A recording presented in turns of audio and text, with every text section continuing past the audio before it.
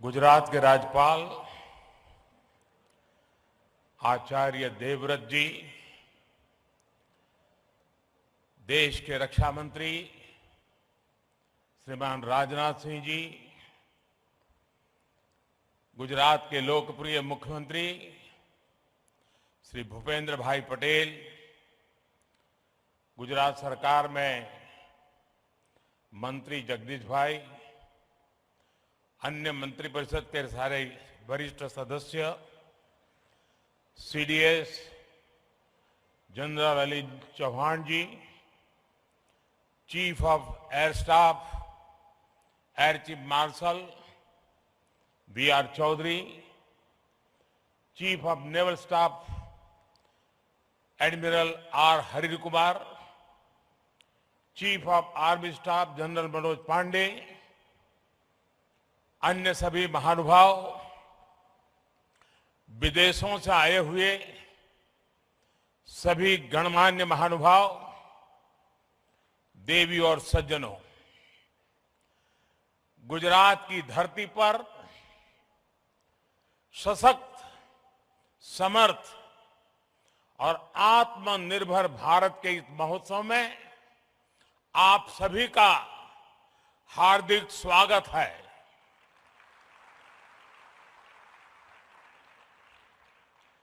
देश के प्रधानमंत्री के रूप में आपका स्वागत करना ये जितना गौरवपूर्ण है, उतना ही गौरवपूर्ण इस धरती के बेटे के रूप में आप सबके स्वागत करने का भी मुझे गर्व है। डेफ एक्सपो 2022 का ये आयोजन नए भारत की ऐसी भव्य तस्वीर खींच रहा है जिसका संकल्प हमने अमृत काल में लिया है। इसमें राष्ट्र का विकास भी है, राज्यों का सहभाग भी है। इसमें युवा की शक्ति भी है, युवा सपने भी हैं, युवा संकल्प भी है, युवा साहस भी है, युवा सामर्थ्य भी है। इसमें विश्व के लिए उम्मीद भी है, मित्र देशों के लिए सहयोग के अनेक अवसर भी हैं। साथियों, हमारे देश में डिफेंस एक्सपो पहले भी होते रहे हैं, लेकिन इस बार का डिफेंस एक्सपो अभूतपूर्व है। एक नई शुरुआत का प्रतीक है। ये देश का ऐसा पहला डिफेंस एक्सपो है जिसमें केवल भारतीय कंपनियां ही भाग ले रही हैं। केवल मेड इन इंडिया रक्षा उपकरण ही है। पहली बार किसी डिफेंस एक्सपो में भारत की मिट्टी से, भारत के लोगों के पसीने से बनी अनेक विध उत्पाद, हमारे ही देश की कंपनियां, हमारे वैज्ञानिक, हमारे युवाओं का सामर्थ्य आज हम लौह पुरुष सरदार पटेल की इस धरती से दुनिया के सामने हमारे सामर्थ्य का परिचय दे रहे हैं। इसमें 1300 से ज्यादा एग्जीबिटर्स हैं, जिसमें भारतीय उद्योग है, भारत के उद्योगों से जुड़े हुए कुछ जॉइंट वेंचर्स हैं, एमएसएमईज और 100 से ज्यादा स्टार्टअप्स हैं। एक तरह से आप सब यहां और देशवासी और दुनिया के लोग भी क्षमता और संभावना दोनों की झलक एक साथ देख रहे हैं। इन्हीं संभावनाओं को साकार करने के लिए पहली बार 450 से ज्यादा एमओयूज और एग्रीमेंट साइन किए जा रहे हैं। साथियों, ये आयोजन हम काफी समय पहले करना चाहते थे। गुजरात के लोगों तो भली भांति पता भी है, कुछ परिस्थितियों के कारण हमें समय बदलना पड़ा, उसके कारण थोड़ा विलंब भी हुआ। जो विदेशों से मेहमान आने थे उनको असुविधा भी हुई, लेकिन देश के अब तक के सबसे बड़े डिफेंस एक्सपो ने एक नए भविष्य का सशक्त आरंभ कर दिया है। मैं जानता हूं कि इससे कुछ देशों को असुविधा भी हुई, लेकिन बड़ी संख्या में विभिन्न देश सकारात्मक सोच के साथ हमारे साथ आए हैं। साथियों, मुझे खुशी है कि भारत जब भविष्य के इन अवसरों को आकार दे रहा है, तो भारत के 53 अफ्रीकन मित्र देश कंधे से कंधा मिलाकर हमारे साथ खड़े हैं।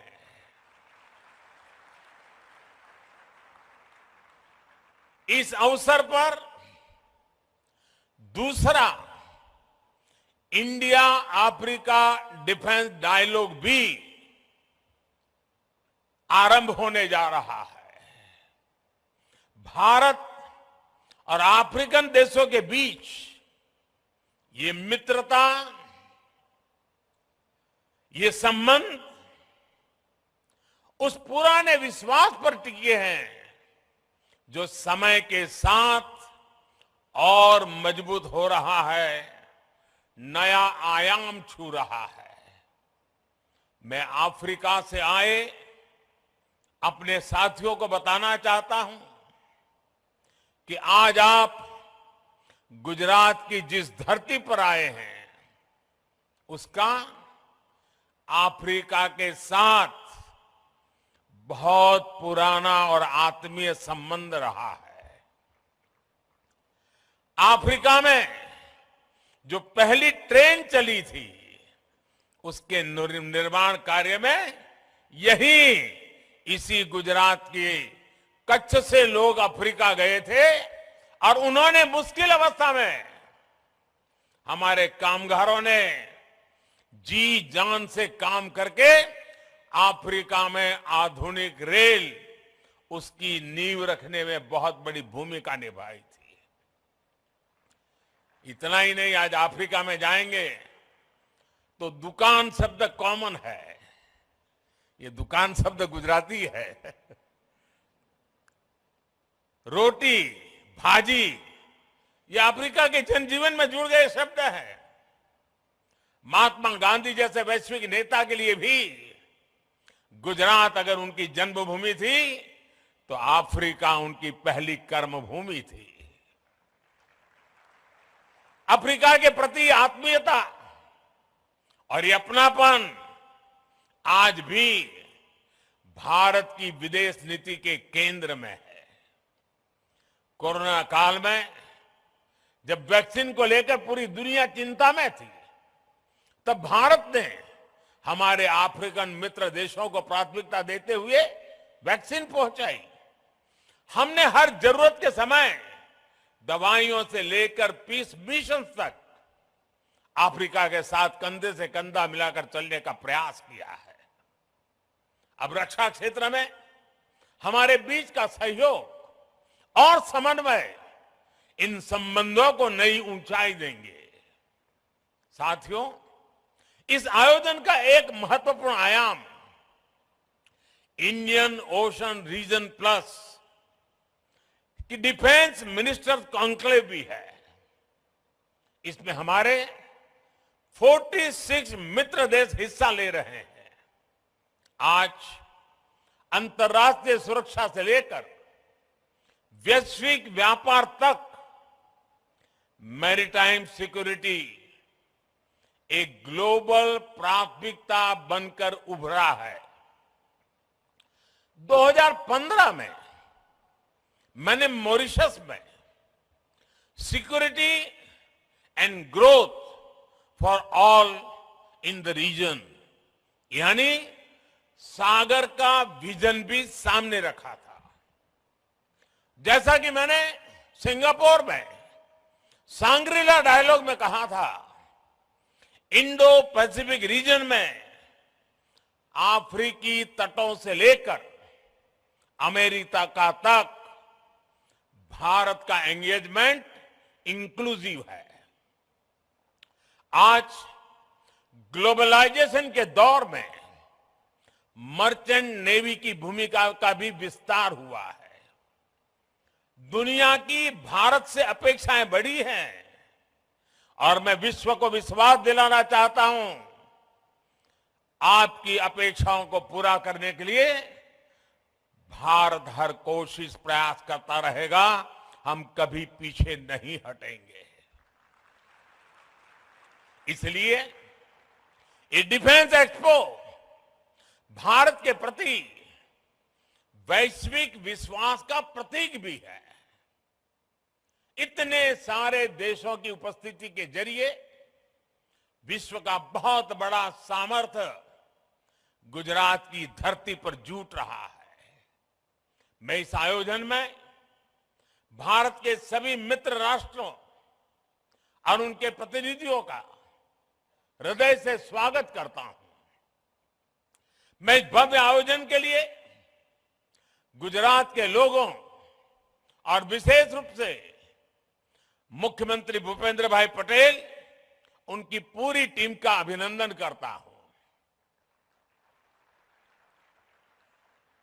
देश और दुनिया में विकास को लेकर औद्योगिक सामर्थ्य उसे लेकर के गुजरात की जो पहचान है, आज इस डिफेंस एक्सपो से गुजरात की पहचान को चार चांद लग रहे हैं, एक नई ऊंचाई मिल रही है। आने वाले समय में गुजरात डिफेंस इंडस्ट्री का भी एक बड़ा केंद्र बनेगा। भारत की सुरक्षा और सामरिक सामर्थ्य में गुजरात का भी बहुत बड़ा योगदान देगा, ये मुझे पूरा विश्वास है। साथियों, मैं अभी स्क्रीन पे देख रहा था, डीसा के लोग उत्साह से भरे हुए थे, उमंग और उत्साह नजर आ रहा था। डीसा एयरफील्ड का निर्माण भी देश की सुरक्षा और उस क्षेत्र के विकास के लिए एक महत्वपूर्ण उपलब्धि है। डीसा अंतर्राष्ट्रीय सीमा से केवल 130 किलोमीटर दूर है। अगर हमारे फोर्सेस, विशेषकर हमारी वायुसेना डीसा में होगी तो हम पश्चिमी सीमा पर किसी भी दुस्साहस का और बेहतर ढंग से जवाब दे पाएंगे। डीसाना भाइयों बहनों, તમને હું ગાંધીનગરથી અનેક અભિનંદન પાઠવું છું। હવે તો ડીસા વાસણનો બનાસકાંઠા પાટણ જિલ્લાનો સિતારો ચમકી રહ્યો છે। इस एयरफील्ड के लिए गुजरात की ओर से साल 2000 में ही डीसा के ये जमीन दी गई थी। जब यहां मैं मुख्यमंत्री था तो मैं लगातार इसके निर्माण कार्य के लिए प्रयास करता था। तत्कालीन केंद्र सरकार को, उस समय जो सरकार थी, उनको बार बार मैं समझा रहा था इसका महत्व क्या है। इतनी सारी जमीन दे दी, लेकिन 14 साल तक कुछ नहीं हुआ। और फाइलें भी ऐसी बना दी गई थी, ऐसे सवालिया निशान डाले गए थे कि मुझे वहां पहुंचने के बाद भी सही तरीके से सही चीजों को प्रस्थापित करने में भी टाइम गया। सरकार आने के बाद हमने डीसा में ऑपरेशनल बेस बनाने का फैसला लिया और हमारी सेनाओं की अपेक्षा आज पूरी हो रही है। मेरे डिफेंस के साथी जो भी चीफ ऑफ डिफेंस साहब बने, हर किसी ने मुझे हमेशा इस बात की याद दिलाई थी और आज चौधरी जी के नेतृत्व में ये बात सिद्ध हो रही है। जितना अभिनंदन डीसा को है उतना ही अभिनंदन मेरे एयरफोर्स के साथियों को भी है। ये क्षेत्र अब देश की सुरक्षा का एक प्रभावी केंद्र बनेगा। जैसे बनासकांठा और पाटन, उसने अपनी एक पहचान बनाई थी। वो पहचान थी बनासकांठा पाटन गुजरात में सौर शक्ति, सोलर एनर्जी का केंद्र बनकर उभरा है। वही बनासकांठा और पाटन अब देश के लिए वायु शक्ति का भी केंद्र बनेगा। साथियों, किसी भी सशक्त राष्ट्र के लिए भविष्य में सुरक्षा के मायने क्या होंगे, स्पेस टेक्नोलॉजी इसका एक बहुत बड़ा उदाहरण है। मुझे बताया गया है कि तीनों सेनाओं द्वारा इस क्षेत्र में विभिन्न चुनौतियों की समीक्षा की गई है, पहचान की गई है। हमें इनके समाधान के लिए तेजी से काम करना होगा। मिशन डिफेंस स्पेस देश के प्राइवेट सेक्टर को भी अपने सामर्थ्य दिखाने का अवसर देगा। स्पेस में भविष्य की संभावनाओं को देखते हुए भारत को अपनी इस तैयारी को और बढ़ाना होगा। हमारी डिफेंस फोर्सेस को नए इनोवेटिव सॉल्यूशंस खोजने होंगे।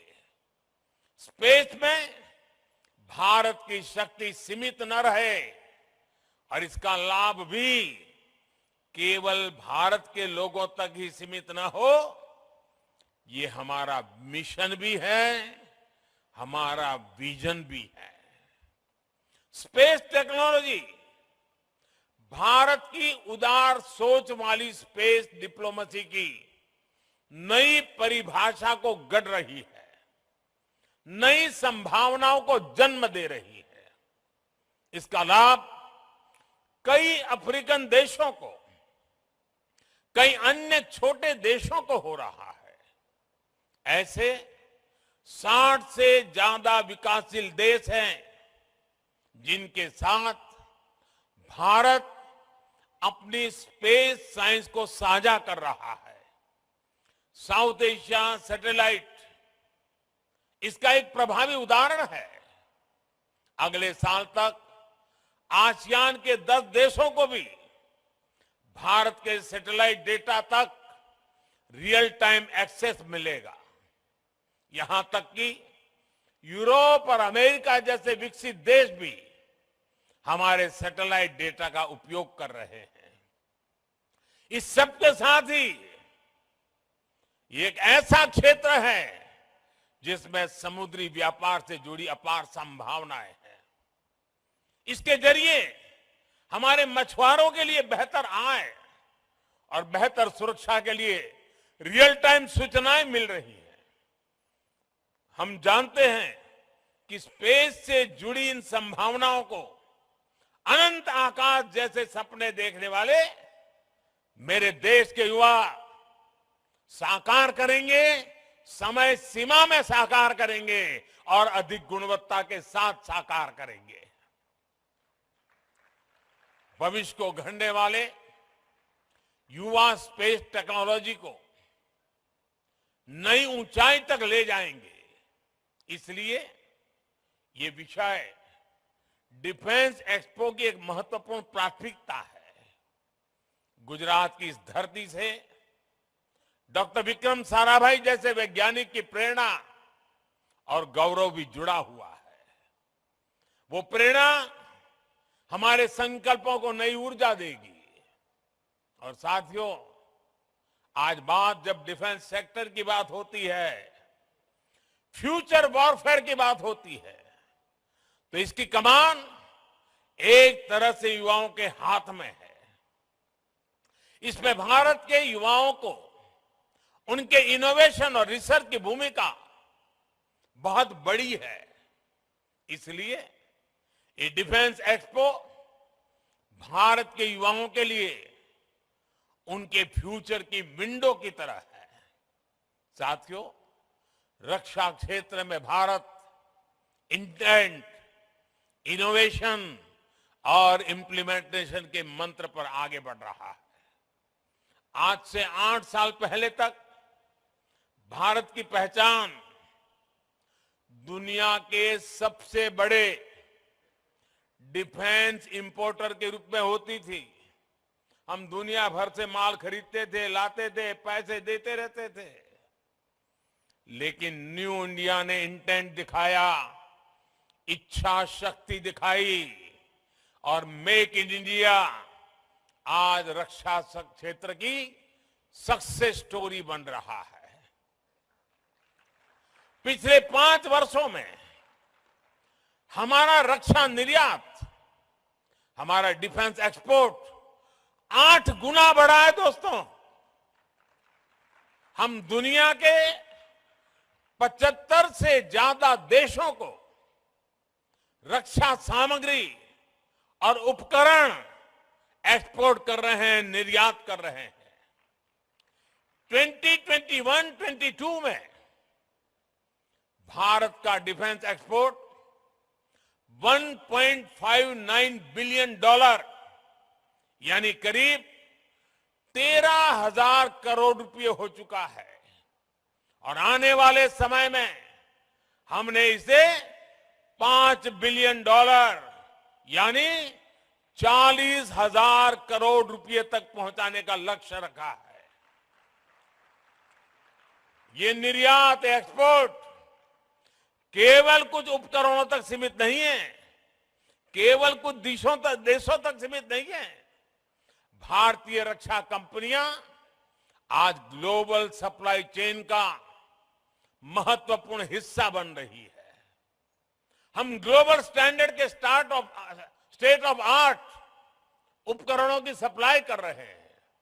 आज एक और कई देश भारत के तेजस जैसे आधुनिक फाइटर जेट में दिलचस्पी दिखा रहे हैं, तो वहीं हमारी कंपनियां अमेरिका, इजरायल और इटली जैसे देशों को भी रक्षा उपकरणों के पार्ट सप्लाई कर रही है। साथियों, हर भारतीय को गर्व होता है जब वो सुनता है कि भारत में बनी ब्रह्मोस मिसाइल अपनी कैटेगरी में सबसे घातक और सबसे आधुनिक मानी जाती है। कई देशों के लिए ब्रह्मोस मिसाइल उनकी पसंदीदा चॉइस बनकर उभरी है। साथियों, भारत की टेक्नोलॉजी पर आज दुनिया भरोसा कर रही है, क्योंकि भारत की सेनाओं ने उनकी क्षमताओं को साबित किया है। भारत की नौसेना ने INS विक्रांत जैसे अत्याधुनिक एयरक्राफ्ट कैरियर को अपने बेड़े में शामिल किया है। ये इंजीनियरिंग का विशाल और Virat masterpiece Cochin shipyard limited के स्वदेशी तकनीक से बनाया गया है। भारतीय वायुसेना ने मेक इन इंडिया के तहत बनाए गए प्रचंड लाइट कॉम्बैट हेलीकॉप्टर्स को शामिल किया है। इसी तरह हमारी थल सेना भी आज स्वदेशी तोपों से लेकर कॉम्बैट गन्स तक भारतीय कंपनियों से खरीद रही है। यहां गुजरात के हजीरा में बन रही मॉडर्न आर्टिलरी आज देश की सीमा की सुरक्षा बढ़ा रही है। साथियों, देश को इस मुकाम तक लाने के लिए हमारी नीतियां, हमारे रिफॉर्म्स और ईज ऑफ डूइंग बिजनेस में बेहतरी की भी बड़ी भूमिका है। भारत ने अपने रक्षा खरीद बजट का 68% भारतीय कंपनियों के लिए निर्धारित किया, ईयरमार्क किया है। यानी जो टोटल बजट है उसमें से 68% भारत में बनी, भारत के लोगों के द्वारा बनी हुई चीजों को खरीदने के लिए हमने ईयरमार्क कर दिया है।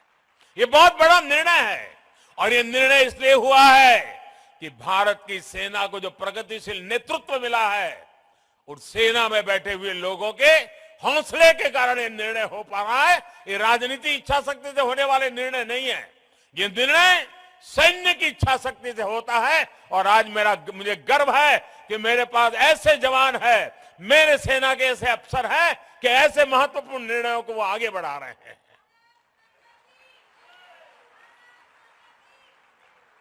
इसके अलावा हमने डिफेंस सेक्टर को रिसर्च और इनोवेशन के लिए, स्टार्टअप इंडस्ट्री और एकेडमिया के लिए खोला।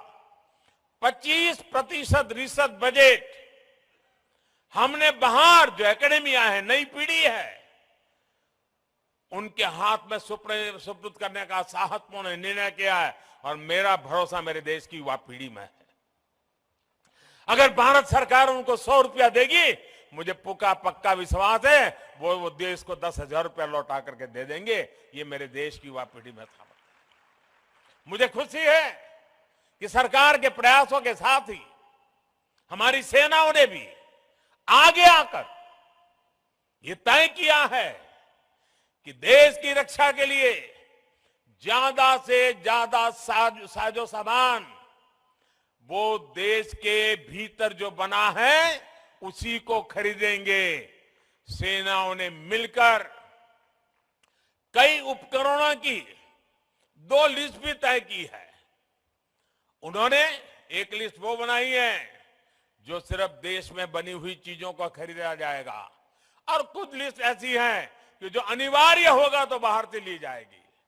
आज मुझे खुशी है, मुझे बताया गया आज कि उन्होंने उसमें 101 और चीजें नई आज जोड़ दी हैं जो सिर्फ भारत में बनी हुई चीजें ली जाएगी।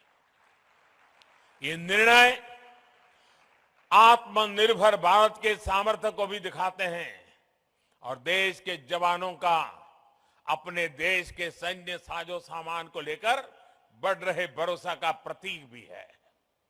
इस लिस्ट के बाद रक्षा क्षेत्र के ऐसे 411 साजो सामान और उपकरण होंगे जिन्हें भारत केवल मेक इन इंडिया के तहत खरीदेगा। आप कल्पना करिए, इतना बड़ा बजट भारतीय कंपनियों की नींव को कितना मजबूत करेगा, हमारे रिसर्च और इनोवेशन को कितनी बड़ी ताकत देगा, हमारे डिफेंस मैन्युफैक्चरिंग सेक्टर को कितनी बड़ी बुलंदी देगा, और इसका कितना बड़ा फायदा मेरे देश की युवा पीढ़ी को होने वाला है।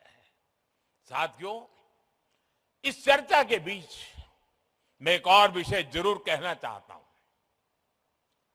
और मैं समझता हूं कि इस बात को हमने समझना होगा। जो कमेंटेटर्स होते हैं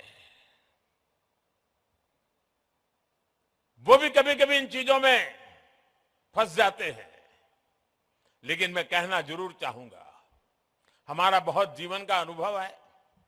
जब हम ट्रेन के अंदर प्रवास करते हैं, अगर एक सीट पर 4 लोग बैठे हैं और 5वां आ जाए तो ये चारों मिलकर के 5वें को घुसने नहीं देते हैं, रोक देते हैं। ठीक वैसे ही स्थिति डिफेंस की दुनिया में मैन्युफैक्चरिंग कंपनियों की रही है। दुनिया की डिफेंस सप्लाई के क्षेत्र में कुछ एक कंपनियों की जो मोनोपोली चलती है, वे किसी को घुसने ही नहीं देते थे। लेकिन भारत ने हिम्मत करके अपनी जगह बना ली है। आज दुनिया के लिए भारत के नौजवानों का एक कौशल एक विकल्प बन करके उभर रहा है। दोस्तों, भारत के नौजवानों का डिफेंस के सेक्टर में ये जो सामर्थ्य उभर करके आ रहा है वो दुनिया का भला करने वाला है, दुनिया के लिए नए अवसर देने वाला है, ऑल्टरनेट के लिए नए अवसर पैदा करने वाला है। और हमारे नौजवानों का ये प्रयास, मुझे पूरा विश्वास है कि हमारे नौजवानों के इस प्रयास के कारण आने वाले दिनों में देश का सुरक्षा का क्षेत्र तो मजबूत होगा ही होगा, लेकिन साथ साथ देश के सामर्थ्य में, देश के युवा सामर्थ्य में भी अनेक गुना बढ़ोतरी होगी। आज के इस डिफेंस एक्सपो में जो चीजें हम दिखा रहे हैं उसमें मैं ग्लोबल गुड का भी संकेत देख रहा हूं।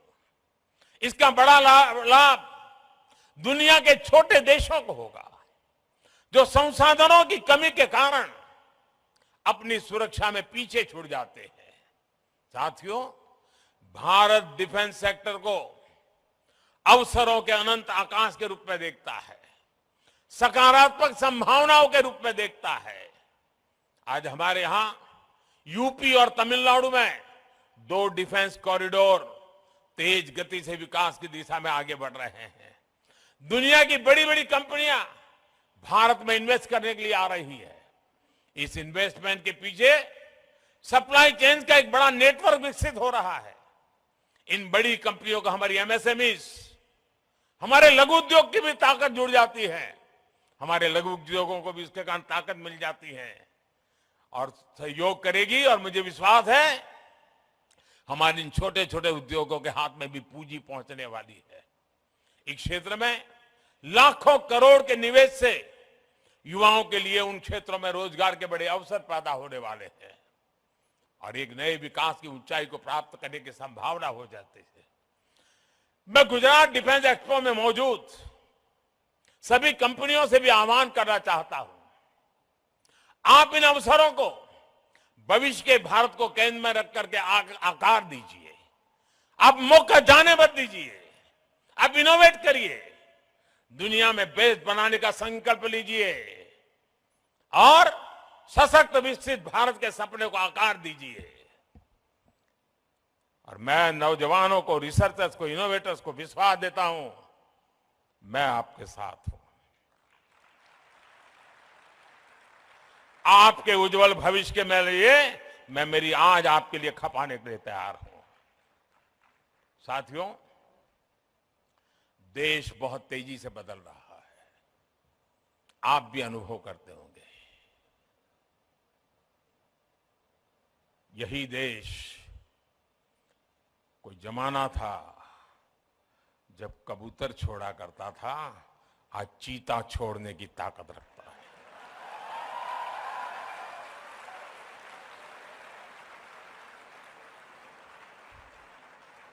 इस सामर्थ्य के साथ घटनाएं छोटी होती हैं लेकिन संकेत बहुत बड़े होते हैं।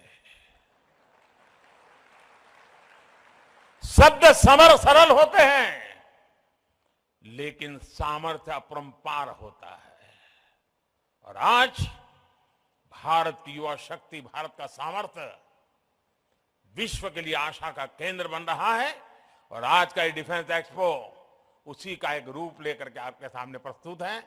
मैं हमारे रक्षा मंत्री राजनाथ जी को हृदय से बहुत बहुत बधाई देता हूं कि इस काम के लिए जो कड़ी मेहनत उन्होंने की है, जो पुरुषार्थ किया है। कम बोलते हैं लेकिन बहुत मजबूती से काम करते हैं। मैं उनका भी अभिनंदन करता हूं, उनकी पूरी टीम का अभिनंदन करता हूं। आप सबको बहुत बहुत शुभकामनाएं और आने वाले दीपावली के त्योहारों की शुभकामनाओं અને આપણા ગુજરાતના લોકોને નવા વર્ષની પણ શુભકામનાઓ। ધન્યવાદ। गुजरात के राज्यपाल आचार्य देवव्रत जी देश के रक्षा मंत्री श्रीमान राजनाथ सिंह जी, गुजरात के लोकप्रिय मुख्यमंत्री श्री भूपेंद्र भाई पटेल, गुजरात सरकार में मंत्री जगदीश भाई, अन्य मंत्रिपरिषद के सारे वरिष्ठ सदस्य, CDS general Ali Chauhan ji, chief of air staff air chief marshal B R Chaudhari, chief of naval staff admiral R Hari Kumar, chief of army staff general Manoj Pande, अन्य सभी महानुभाव, विदेशों से आए हुए सभी गणमान्य महानुभाव, देवी और सज्जनों, गुजरात की धरती पर सशक्त, समर्थ और आत्मनिर्भर भारत के इस महोत्सव में आप सभी का हार्दिक स्वागत है।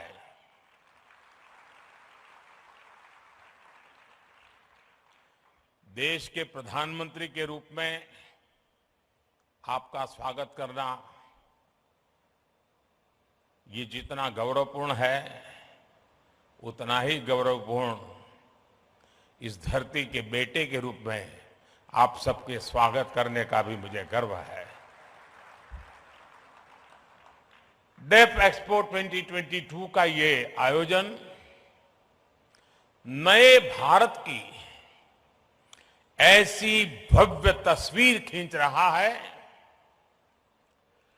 जिसका संकल्प हमने अमृतकाल में लिया है। इसमें राष्ट्र का विकास भी है, राज्यों का सहभाग भी है। इसमें युवा की शक्ति भी है, युवा सपने भी हैं, युवा संकल्प भी है, युवा साहस भी है, युवा सामर्थ्य भी है। इसमें विश्व के लिए उम्मीद भी है, मित्र देशों के लिए सहयोग के अनेक अवसर भी हैं। साथियों, हमारे देश में डिफेंस एक्सपो पहले भी होते रहे हैं, लेकिन इस बार का डिफेंस एक्सपो अभूतपूर्व है। एक नई शुरुआत का प्रतीक है। ये देश का ऐसा पहला डिफेंस एक्सपो है जिसमें केवल भारतीय कंपनियां ही भाग ले रही हैं। केवल मेड इन इंडिया रक्षा उपकरण ही है। पहली बार किसी डिफेंस एक्सपो में भारत की मिट्टी से,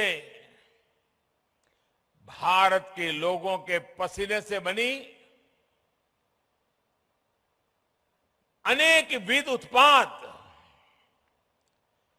हमारे ही देश की कंपनियां, हमारे वैज्ञानिक, हमारे युवाओं का सामर्थ्य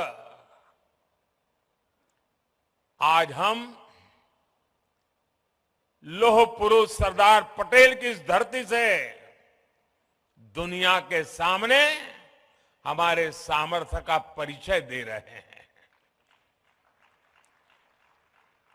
इसमें 1300 से ज्यादा एग्जीबिटर्स हैं, जिसमें भारतीय उद्योग है, भारत के उद्योगों से जुड़े हुए कुछ ज्वाइंट वेंचर्स हैं, एमएसएमईज और 100 से ज्यादा स्टार्टअप्स हैं।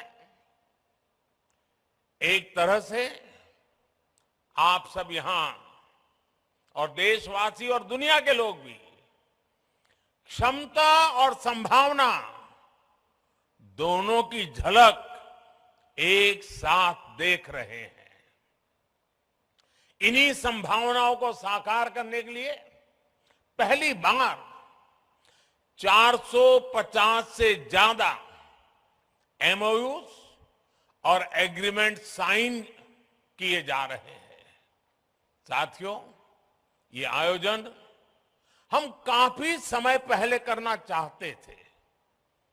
गुजरात के लोगों तो भली भांति पता भी है, कुछ परिस्थितियों के कारण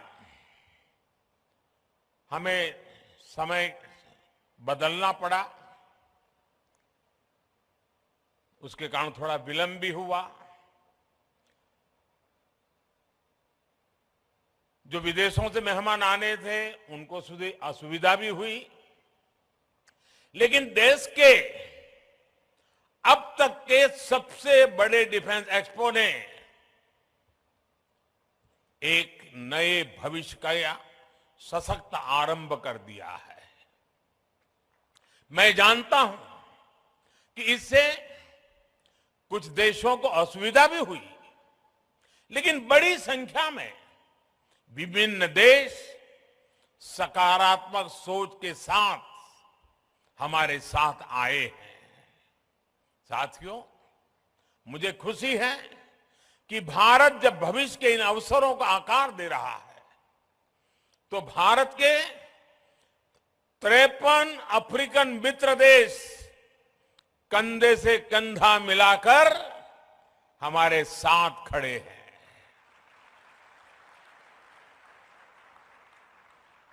इस अवसर पर दूसरा इंडिया अफ्रीका डिफेंस डायलॉग भी आरंभ होने जा रहा है। भारत और अफ्रीकन देशों के बीच ये मित्रता, ये संबंध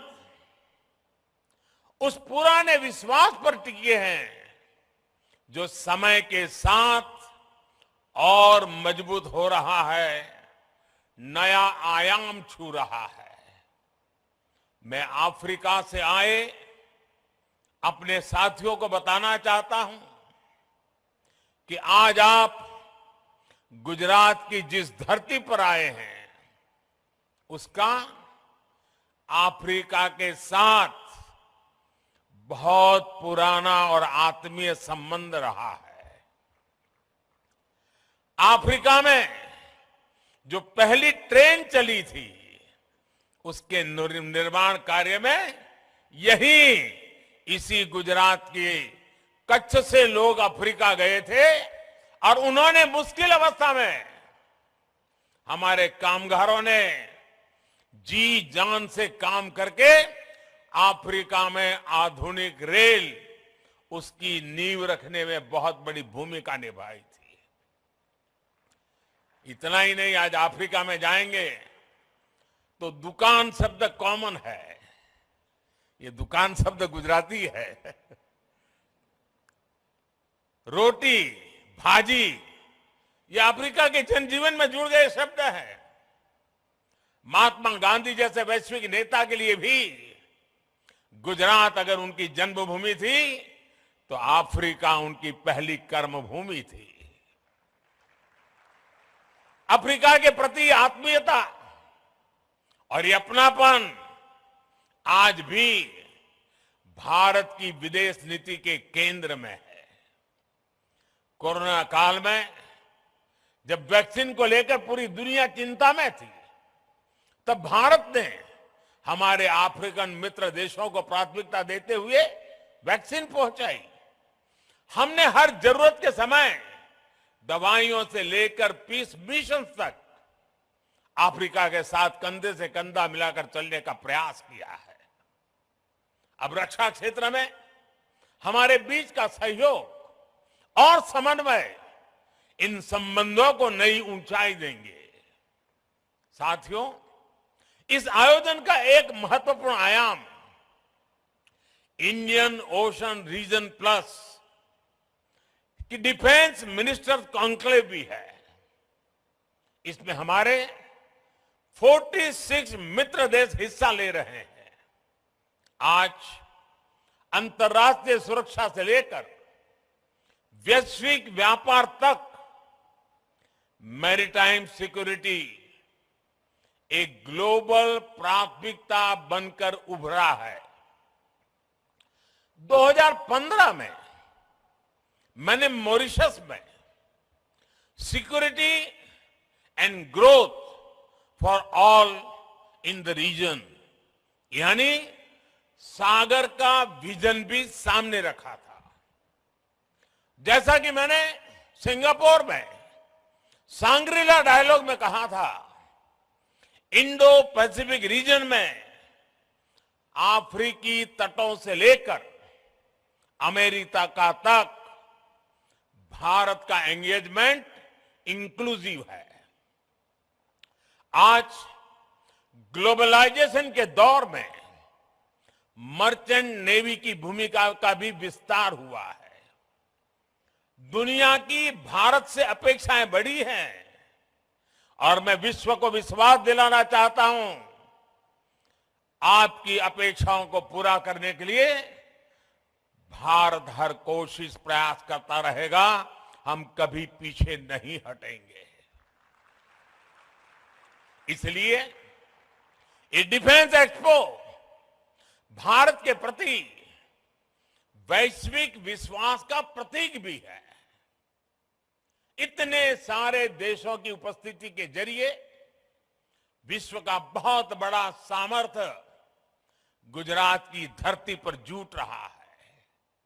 मैं इस आयोजन में भारत के सभी मित्र राष्ट्रों और उनके प्रतिनिधियों का हृदय से स्वागत करता हूं। मैं इस भव्य आयोजन के लिए गुजरात के लोगों और विशेष रूप से मुख्यमंत्री भूपेंद्र भाई पटेल, उनकी पूरी टीम का अभिनंदन करता हूं। देश और दुनिया में विकास को लेकर औद्योगिक सामर्थ्य उसे लेकर के गुजरात की जो पहचान है, आज इस डिफेंस एक्सपो से गुजरात की पहचान को चार चांद लग रहे हैं, एक नई ऊंचाई मिल रही है। आने वाले समय में गुजरात डिफेंस इंडस्ट्री का भी एक बड़ा केंद्र बनेगा। भारत की सुरक्षा और सामरिक सामर्थ्य में गुजरात का भी बहुत बड़ा योगदान देगा, ये मुझे पूरा विश्वास है। साथियों, मैं अभी स्क्रीन पे देख रहा था, डीसा के लोग उत्साह से भरे हुए थे, उमंग और उत्साह नजर आ रहा था। डीसा एयरफील्ड का निर्माण भी देश की सुरक्षा और उस क्षेत्र के विकास के लिए एक महत्वपूर्ण उपलब्धि है। डीसा अंतर्राष्ट्रीय सीमा से केवल 130 किलोमीटर दूर है। अगर हमारे फोर्सेस, विशेषकर हमारी वायुसेना डीसा में होगी तो हम पश्चिमी सीमा पर किसी भी दुस्साहस का और बेहतर ढंग से जवाब दे पाएंगे। डीसाना भाइयों बहनों, તમને હું ગાંધીનગરથી અનેક અભિનંદન પાઠવું છું। હવે તો ડીસા વાસણનો બનાસકાંઠા પાટણ જિલ્લાનો સિતારો ચમકી રહ્યો છે। इस एयरफील्ड के लिए गुजरात की ओर से साल 2000 में ही डीसा के ये जमीन दी गई थी। जब यहां मैं मुख्यमंत्री था तो मैं लगातार इसके निर्माण कार्य के लिए प्रयास करता था। तत्कालीन केंद्र सरकार को, उस समय जो सरकार थी, उनको बार बार मैं समझा रहा था इसका महत्व क्या है। इतनी सारी जमीन दे दी, लेकिन 14 साल तक कुछ नहीं हुआ और फाइलें भी ऐसी बना दी गई थी, ऐसे सवालिया निशान डाले गए थे कि मुझे वहां पहुंचने के बाद भी सही तरीके से सही चीजों को प्रस्थापित करने में भी टाइम गया। सरकार आने के बाद हमने डीसा में ऑपरेशनल बेस बनाने का फैसला लिया और हमारी सेनाओं की अपेक्षा आज पूरी हो रही है। मेरे डिफेंस के साथी जो भी चीफ ऑफ डिफेंस साहब बने, हर किसी ने मुझे हमेशा इस बात की याद दिलाई थी और आज चौधरी जी के नेतृत्व में ये बात सिद्ध हो रही है। जितना अभिनंदन डीसा को है उतना ही अभिनंदन मेरे एयरफोर्स के साथियों को भी है। ये क्षेत्र अब देश की सुरक्षा का एक प्रभावी केंद्र बनेगा। जैसे बनासकांठा और पाटन, उसने अपनी एक पहचान बनाई थी। वो पहचान थी बनासकांठा पाटन गुजरात में सौर शक्ति, सोलर एनर्जी का केंद्र बनकर उभरा है। वही बनासकांठा और पाटन अब देश के लिए वायु शक्ति का भी केंद्र बनेगा। साथियों, किसी भी सशक्त राष्ट्र के लिए भविष्य में सुरक्षा के मायने क्या होंगे, स्पेस टेक्नोलॉजी इसका एक बहुत बड़ा उदाहरण है। मुझे बताया गया है कि तीनों सेनाओं द्वारा इस क्षेत्र में विभिन्न चुनौतियों की समीक्षा की गई है, पहचान की गई है। हमें इनके समाधान के लिए तेजी से काम करना होगा। मिशन डिफेंस स्पेस देश के प्राइवेट सेक्टर को भी अपने सामर्थ्य दिखाने का अवसर देगा। स्पेस में भविष्य की संभावनाओं को देखते हुए भारत को अपनी इस तैयारी को और बढ़ाना होगा।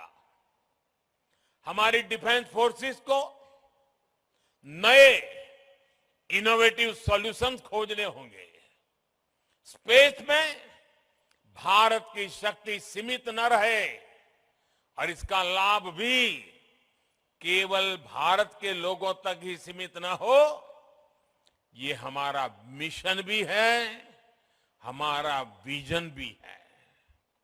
स्पेस टेक्नोलॉजी भारत की उदार सोच वाली स्पेस डिप्लोमेसी की नई परिभाषा को गढ़ रही है, नई संभावनाओं को जन्म दे रही है। इसका लाभ कई अफ्रीकन देशों को, कई अन्य छोटे देशों को हो रहा है। ऐसे 60 से ज्यादा विकासशील देश हैं जिनके साथ भारत अपनी स्पेस साइंस को साझा कर रहा है। साउथ एशिया सैटेलाइट इसका एक प्रभावी उदाहरण है। अगले साल तक आसियान के 10 देशों को भी भारत के सैटेलाइट डेटा तक रियल टाइम एक्सेस मिलेगा। यहां तक कि यूरोप और अमेरिका जैसे विकसित देश भी हमारे सैटेलाइट डेटा का उपयोग कर रहे हैं। इस सब के साथ ही ये एक ऐसा क्षेत्र है जिसमें समुद्री व्यापार से जुड़ी अपार संभावनाएं हैं। इसके जरिए हमारे मछुआरों के लिए बेहतर आय और बेहतर सुरक्षा के लिए रियल टाइम सूचनाएं मिल रही हैं।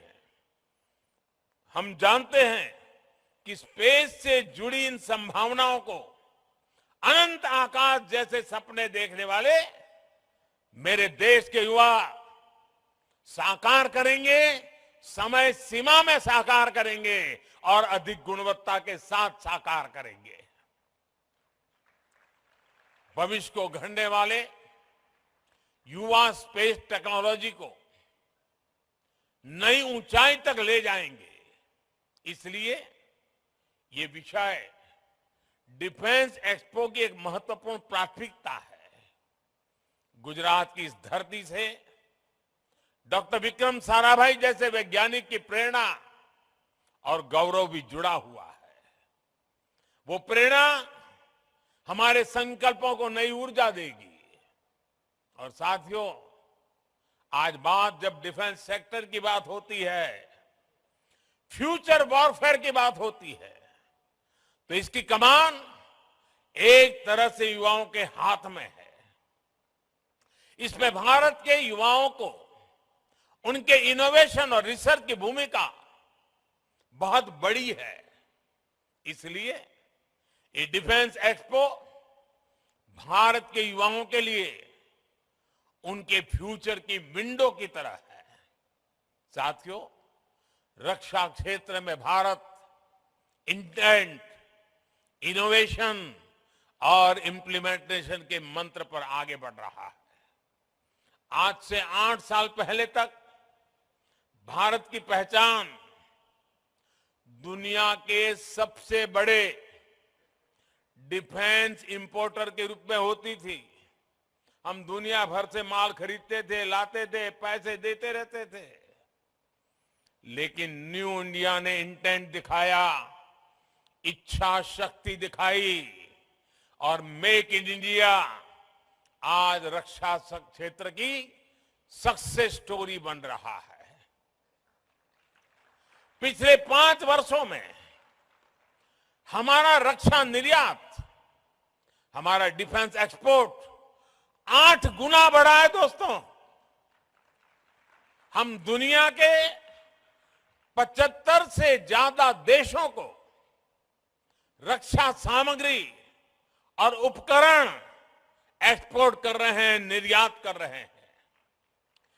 2021-22 में भारत का डिफेंस एक्सपोर्ट $1.59 बिलियन यानी करीब 13,000 करोड़ रुपए हो चुका है।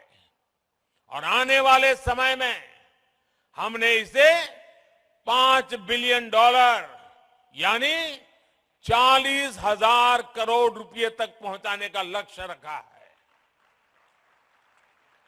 ये निर्यात, एक्सपोर्ट केवल कुछ उपकरणों तक सीमित नहीं है, केवल कुछ देशों तक सीमित नहीं है।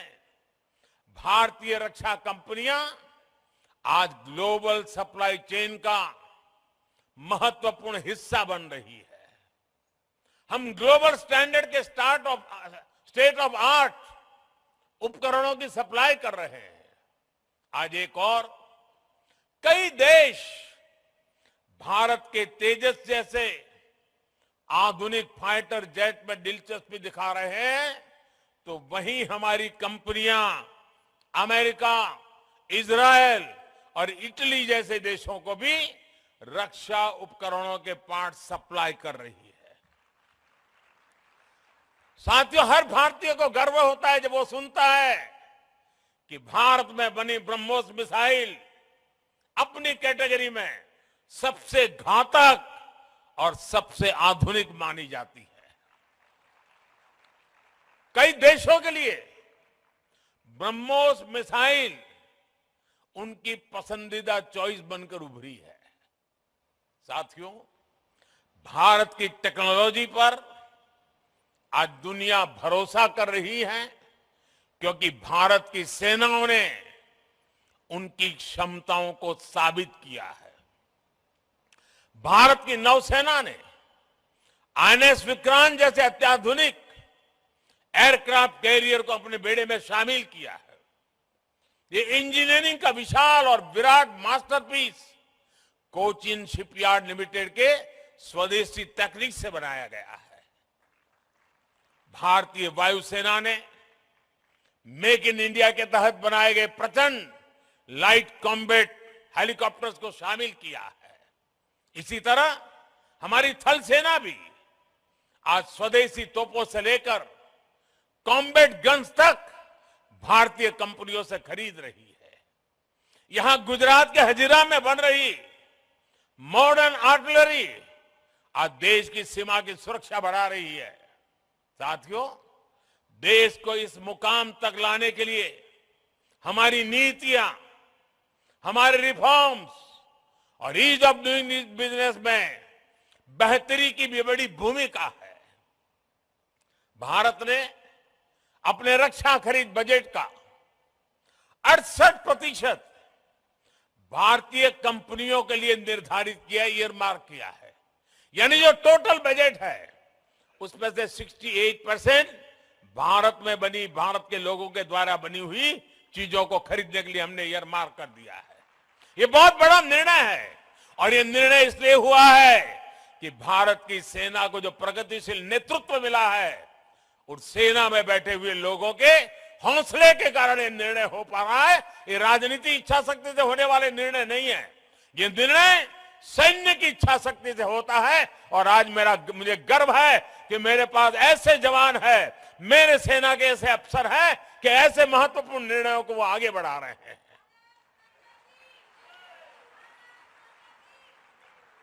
इसके अलावा हमने डिफेंस सेक्टर को रिसर्च और इनोवेशन के लिए, स्टार्टअप इंडस्ट्री और एकेडमिया के लिए खोला।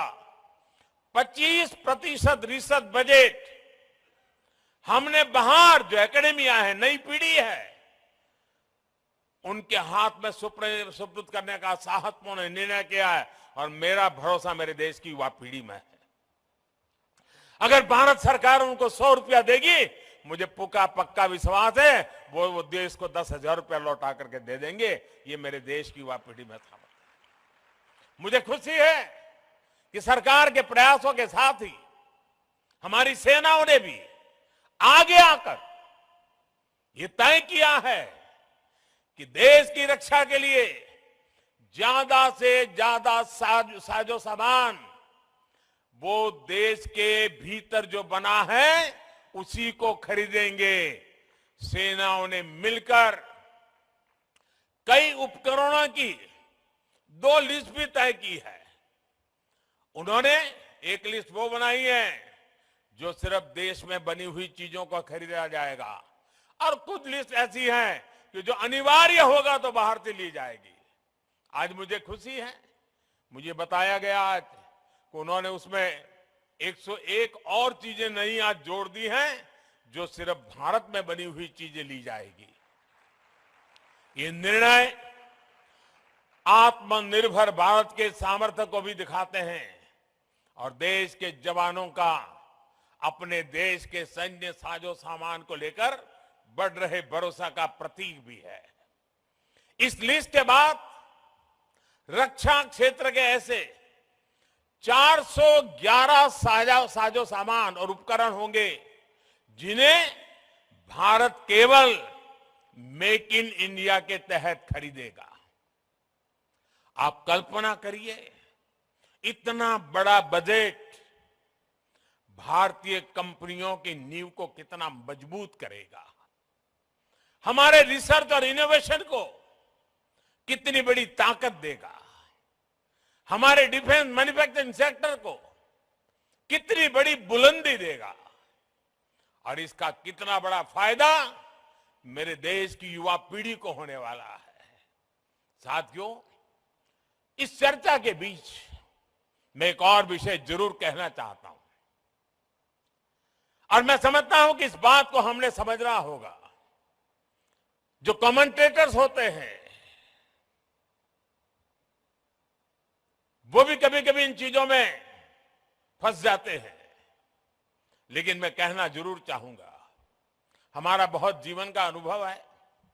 जब हम ट्रेन के अंदर प्रवास करते हैं, अगर एक सीट पर 4 लोग बैठे हैं और 5वां आ जाए तो ये चारों मिलकर के 5वें को घुसने नहीं देते हैं, रोक देते हैं।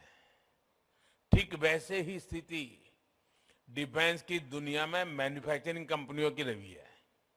दुनिया की डिफेंस सप्लाई के क्षेत्र में कुछ एक कंपनियों की जो मोनोपोली चलती है, वे किसी को घुसने ही नहीं देते थे, लेकिन भारत ने हिम्मत करके अपनी जगह बना ली है। आज दुनिया के लिए भारत के नौजवानों का एक कौशल एक विकल्प बनकर के उभर रहा है। दोस्तों, भारत के नौजवानों का डिफेंस के सेक्टर में ये जो सामर्थ्य उभर करके आ रहा है, वो दुनिया का भला करने वाला है, दुनिया के लिए नए अवसर देने वाला है, ऑल्टरनेट के लिए नए अवसर पैदा करने वाला है। और हमारे नौजवानों का ये प्रयास, मुझे पूरा विश्वास है कि हमारे नौजवानों के इस प्रयास के कारण आने वाले दिनों में देश का सुरक्षा का क्षेत्र तो मजबूत होगा ही होगा, लेकिन साथ साथ देश के सामर्थ्य में, देश के युवा सामर्थ्य में भी अनेक गुना बढ़ोतरी होगी। आज के इस डिफेंस एक्सपो में जो चीजें हम दिखा रहे हैं, उसमें मैं ग्लोबल गुड का भी संकेत देख रहा हूं। इसका बड़ा लाभ दुनिया के छोटे देशों को होगा, जो संसाधनों की कमी के कारण अपनी सुरक्षा में पीछे छूट जाते हैं। साथियों, भारत डिफेंस सेक्टर को अवसरों के अनंत आकाश के रूप में देखता है, सकारात्मक संभावनाओं के रूप में देखता है। आज हमारे यहां यूपी और तमिलनाडु में 2 डिफेंस कॉरिडोर तेज गति से विकास की दिशा में आगे बढ़ रहे हैं। दुनिया की बड़ी बड़ी कंपनियां भारत में इन्वेस्ट करने के लिए आ रही है। इस इन्वेस्टमेंट के पीछे सप्लाई चेन का एक बड़ा नेटवर्क विकसित हो रहा है। इन बड़ी कंपनियों को हमारी एमएसएमईज, हमारे लघु उद्योग की भी ताकत जुड़ जाती है, हमारे लघु उद्योगों को भी इसके कारण ताकत मिल जाती है और सहयोग करेगी। और मुझे विश्वास है हमारे इन छोटे छोटे उद्योगों के हाथ में भी पूंजी पहुंचने वाली है। इस क्षेत्र में लाखों करोड़ के निवेश से युवाओं के लिए उन क्षेत्रों में रोजगार के बड़े अवसर पैदा होने वाले हैं और एक नए विकास की ऊंचाई को प्राप्त करने की संभावना हो जाती है। मैं गुजरात डिफेंस एक्सपो में मौजूद सभी कंपनियों से भी आह्वान करना चाहता हूं, आप इन अवसरों को भविष्य के भारत को केंद्र में रख करके आकार दीजिए। आप मौका जाने मत दीजिए, आप इनोवेट करिए, दुनिया में बेस बनाने का संकल्प लीजिए और सशक्त विकसित भारत के सपने को आकार दीजिए। और मैं नौजवानों को, रिसर्चर्स को, इनोवेटर्स को विश्वास देता हूं, मैं आपके साथ हूं। आपके उज्जवल भविष्य के लिए मैं मेरी आज आपके लिए खपाने के लिए तैयार हूं। साथियों, देश बहुत तेजी से बदल रहा है, आप भी अनुभव करते होंगे। यही देश कोई जमाना था जब कबूतर छोड़ा करता था, आज चीता छोड़ने की ताकत रखता है।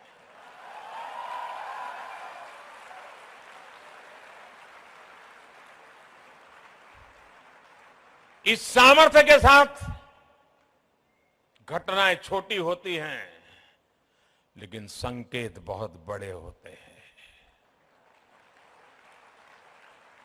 शब्द सरल होते हैं, लेकिन सामर्थ्य अपरंपार होता है। और आज भारत की युवा शक्ति, भारत का सामर्थ्य विश्व के लिए आशा का केंद्र बन रहा है। और आज का ये डिफेंस एक्सपो उसी का एक रूप लेकर के आपके सामने प्रस्तुत है। मैं हमारे रक्षा मंत्री राजनाथ जी को हृदय से बहुत बहुत बधाई देता हूं कि इस काम के लिए जो कड़ी मेहनत उन्होंने की है, जो पुरुषार्थ किया है। कम बोलते हैं लेकिन बहुत मजबूती से काम करते हैं। मैं उनका भी अभिनंदन करता हूं, उनकी पूरी टीम का अभिनंदन करता हूं। आप सबको बहुत बहुत शुभकामनाएं और आने वाले दीपावली के त्योहारों की शुभकामनाओं અને આપણા ગુજરાતના લોકોને નવા વર્ષની પણ શુભકામનાઓ। ધન્યવાદ। गुजरात के राज्यपाल आचार्य देवव्रत जी,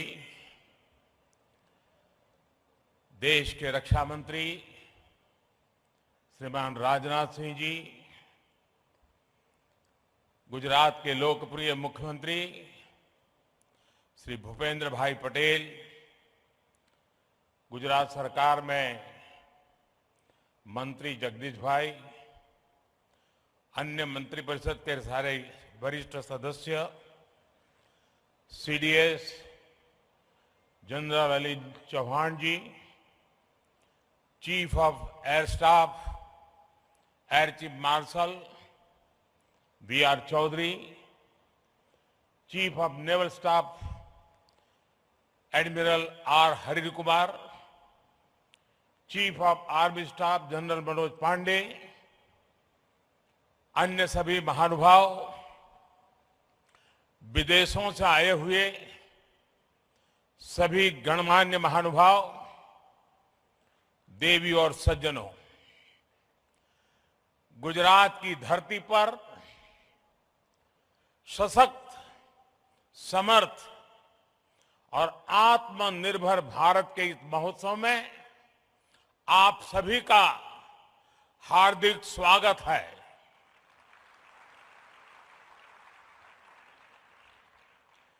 देश के प्रधानमंत्री के रूप में आपका स्वागत करना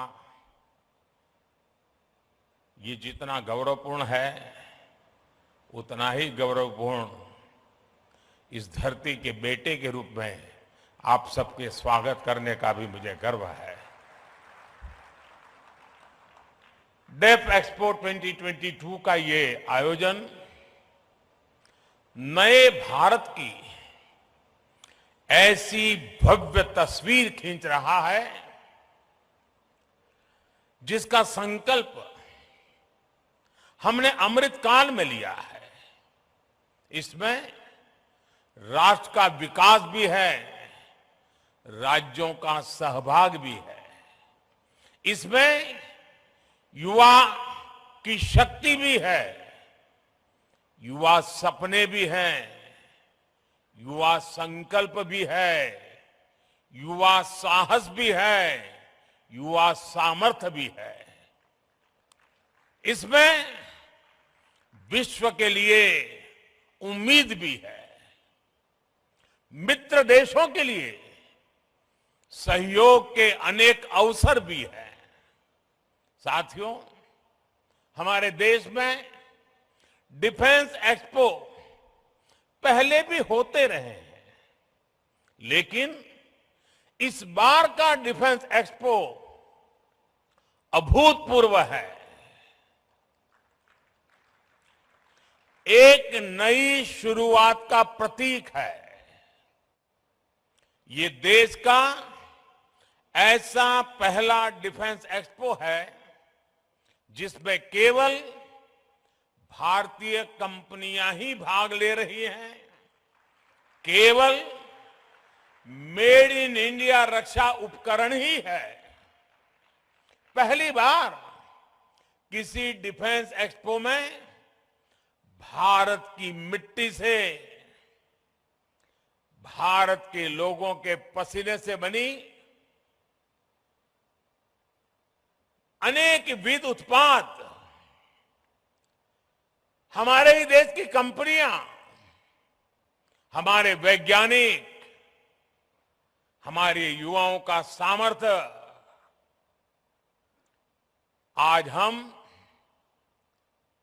लौह पुरुष सरदार पटेल की इस धरती से दुनिया के सामने हमारे सामर्थ्य का परिचय दे रहे हैं। इसमें 1300 से ज्यादा एग्जीबिटर्स हैं, जिसमें भारतीय उद्योग है, भारत के उद्योगों से जुड़े हुए कुछ जॉइंट वेंचर्स हैं, एमएसएमईज और 100 से ज्यादा स्टार्टअप्स हैं।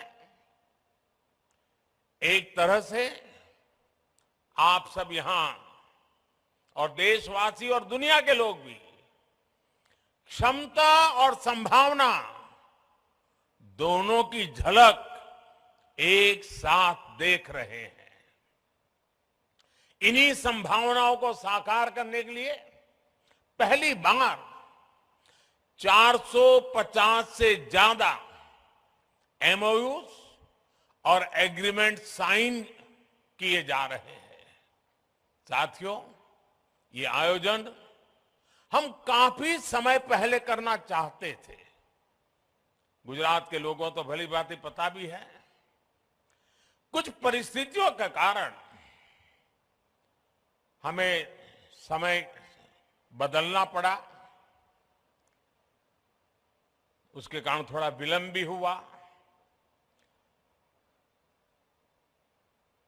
जो विदेशों से मेहमान आने थे उनको असुविधा भी हुई, लेकिन देश के अब तक के सबसे बड़े डिफेंस एक्सपो ने एक नए भविष्य का सशक्त आरंभ कर दिया है। मैं जानता हूं कि इससे कुछ देशों को असुविधा भी हुई, लेकिन बड़ी संख्या में विभिन्न देश सकारात्मक सोच के साथ हमारे साथ आए हैं। साथियों, मुझे खुशी है कि भारत जब भविष्य के इन अवसरों को आकार दे रहा है, तो भारत के 53 अफ्रीकन मित्र देश कंधे से कंधा मिलाकर हमारे साथ खड़े हैं।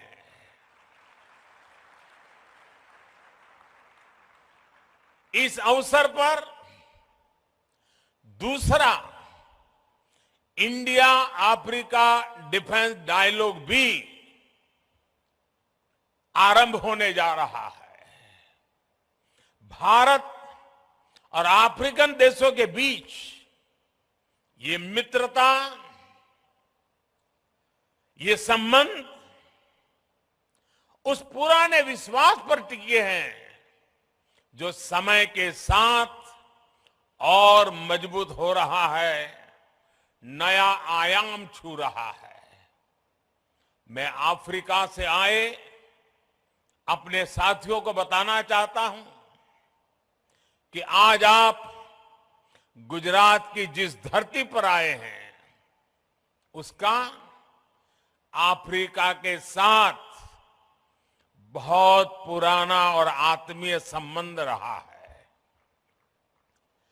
अफ्रीका में जो पहली ट्रेन चली थी, उसके निर्माण कार्य में इसी गुजरात के कच्छ से लोग अफ्रीका गए थे और उन्होंने मुश्किल अवस्था में हमारे कामगारों ने जी जान से काम करके अफ्रीका में आधुनिक रेल, उसकी नींव रखने में बहुत बड़ी भूमिका निभाई थी। इतना ही नहीं, आज अफ्रीका में जाएंगे तो दुकान शब्द कॉमन है। ये दुकान शब्द गुजराती है। रोटी, भाजी, ये अफ्रीका के जनजीवन में जुड़ गए शब्द हैं। महात्मा गांधी जैसे वैश्विक नेता के लिए भी गुजरात अगर उनकी जन्मभूमि थी, तो अफ्रीका उनकी पहली कर्मभूमि थी। अफ्रीका के प्रति आत्मीयता और ये अपनापन आज भी भारत की विदेश नीति के केंद्र में है। कोरोना काल में जब वैक्सीन को लेकर पूरी दुनिया चिंता में थी, तब भारत ने हमारे अफ्रीकन मित्र देशों को प्राथमिकता देते हुए वैक्सीन पहुंचाई। हमने हर जरूरत के समय दवाइयों से लेकर पीस मिशन तक अफ्रीका के साथ कंधे से कंधा मिलाकर चलने का प्रयास किया है। अब रक्षा क्षेत्र में हमारे बीच का सहयोग और समन्वय इन संबंधों को नई ऊंचाई देंगे। साथियों, इस आयोजन का एक महत्वपूर्ण आयाम इंडियन ओशन रीजन प्लस की डिफेंस मिनिस्टर्स कॉन्क्लेव भी है। इसमें हमारे 46 मित्र देश हिस्सा ले रहे हैं। आज अंतर्राष्ट्रीय सुरक्षा से लेकर वैश्विक व्यापार तक मैरीटाइम सिक्योरिटी एक ग्लोबल प्राथमिकता बनकर उभरा है। 2015 में मैंने मॉरिशस में security and growth for all in the region यानी सागर का विजन भी सामने रखा था। जैसा कि मैंने सिंगापुर में सांग्रीला डायलॉग में कहा था, इंडो पैसिफिक रीजन में अफ्रीकी तटों से लेकर अमेरिका का तक भारत का एंगेजमेंट इंक्लूसिव है। आज ग्लोबलाइजेशन के दौर में मर्चेंट नेवी की भूमिका का भी विस्तार हुआ है। दुनिया की भारत से अपेक्षाएं बढ़ी हैं और मैं विश्व को विश्वास दिलाना चाहता हूं, आपकी अपेक्षाओं को पूरा करने के लिए भारत हर कोशिश प्रयास करता रहेगा। हम कभी पीछे नहीं हटेंगे। इसलिए ये डिफेंस एक्सपो भारत के प्रति वैश्विक विश्वास का प्रतीक भी है। इतने सारे देशों की उपस्थिति के जरिए विश्व का बहुत बड़ा सामर्थ्य गुजरात की धरती पर जुट रहा है। मैं इस आयोजन में भारत के सभी मित्र राष्ट्रों और उनके प्रतिनिधियों का हृदय से स्वागत करता हूं। मैं इस भव्य आयोजन के लिए गुजरात के लोगों और विशेष रूप से मुख्यमंत्री भूपेंद्र भाई पटेल, उनकी पूरी टीम का अभिनंदन करता हूं। देश और दुनिया में विकास को लेकर औद्योगिक सामर्थ्य उसे लेकर के गुजरात की जो पहचान है, आज इस डिफेंस एक्सपो से गुजरात की पहचान को चार चांद लग रहे हैं, एक नई ऊंचाई मिल रही है। आने वाले समय में गुजरात डिफेंस इंडस्ट्री का भी एक बड़ा केंद्र बनेगा। भारत की सुरक्षा और सामरिक सामर्थ्य में गुजरात का भी बहुत बड़ा योगदान देगा, ये मुझे पूरा विश्वास है। साथियों, मैं अभी स्क्रीन पे देख रहा था, डीसा के लोग उत्साह से भरे हुए थे, उमंग और उत्साह नजर आ रहा था। डीसा एयरफील्ड का निर्माण भी देश की सुरक्षा और उस क्षेत्र के विकास के लिए एक महत्वपूर्ण उपलब्धि है। डीसा अंतर्राष्ट्रीय सीमा से केवल 130 किलोमीटर दूर है। अगर हमारे फोर्सेस, विशेषकर हमारी वायुसेना डीसा में होगी तो हम पश्चिमी सीमा पर किसी भी दुस्साहस का और बेहतर ढंग से जवाब दे पाएंगे। डीसाना भाइयों बहनों, તમને હું ગાંધીનગરથી અનેક અભિનંદન પાઠવું છું। હવે તો ડીસા વાસણનો બનાસકાંઠા પાટણ જિલ્લાનો સિતારો ચમકી રહ્યો છે। इस एयरफील्ड के लिए गुजरात की ओर से साल 2000 में ही डीसा के ये जमीन दी गई थी। जब यहां मैं मुख्यमंत्री था तो मैं लगातार इसके निर्माण कार्य के लिए प्रयास करता था। तत्कालीन केंद्र सरकार को, उस समय जो सरकार थी, उनको बार बार मैं समझा रहा था इसका महत्व क्या है। इतनी सारी जमीन दे दी, लेकिन 14 साल तक कुछ नहीं हुआ और फाइलें भी ऐसी बना दी गई थी, ऐसे सवालिया निशान डाले गए थे कि मुझे वहां पहुंचने के बाद भी सही तरीके से सही चीजों को प्रस्थापित करने में भी टाइम गया। सरकार आने के बाद हमने डीसा में ऑपरेशनल बेस बनाने का फैसला लिया और हमारी सेनाओं की अपेक्षा आज पूरी हो रही है। मेरे डिफेंस के साथी जो भी चीफ ऑफ डिफेंस साहब बने, हर किसी ने मुझे हमेशा इस बात की याद दिलाई थी और आज चौधरी जी के नेतृत्व में ये बात सिद्ध हो रही है। जितना अभिनंदन डीसा को है उतना ही अभिनंदन मेरे एयरफोर्स के साथियों को भी है। ये क्षेत्र अब देश की सुरक्षा का एक प्रभावी केंद्र बनेगा। जैसे बनासकांठा और पाटन, उसने अपनी एक पहचान बनाई थी।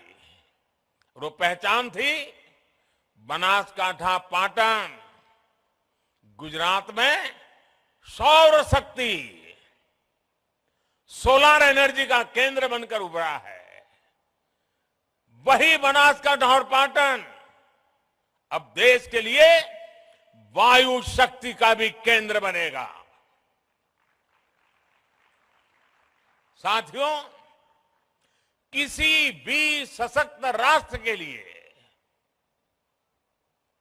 भविष्य में सुरक्षा के मायने क्या होंगे, स्पेस टेक्नोलॉजी इसका एक बहुत बड़ा उदाहरण है। मुझे बताया गया है कि तीनों सेनाओं द्वारा इस क्षेत्र में विभिन्न चुनौतियों की समीक्षा की गई है, पहचान की गई है। हमें इनके समाधान के लिए तेजी से काम करना होगा।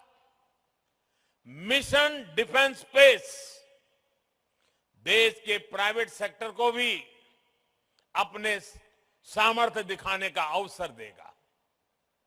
स्पेस में भविष्य की संभावनाओं को देखते हुए भारत को अपनी इस तैयारी को और बढ़ाना होगा। हमारी डिफेंस फोर्सेस को नए इनोवेटिव सॉल्यूशंस खोजने होंगे। स्पेस में भारत की शक्ति सीमित न रहे और इसका लाभ भी केवल भारत के लोगों तक ही सीमित न हो, ये हमारा मिशन भी है, हमारा विजन भी है। स्पेस टेक्नोलॉजी भारत की उदार सोच वाली स्पेस डिप्लोमेसी की नई परिभाषा को गढ़ रही है, नई संभावनाओं को जन्म दे रही है। इसका लाभ कई अफ्रीकन देशों को, कई अन्य छोटे देशों को हो रहा है। ऐसे 60 से ज्यादा विकासशील देश हैं जिनके साथ भारत अपनी स्पेस साइंस को साझा कर रहा है। साउथ एशिया सैटेलाइट इसका एक प्रभावी उदाहरण है।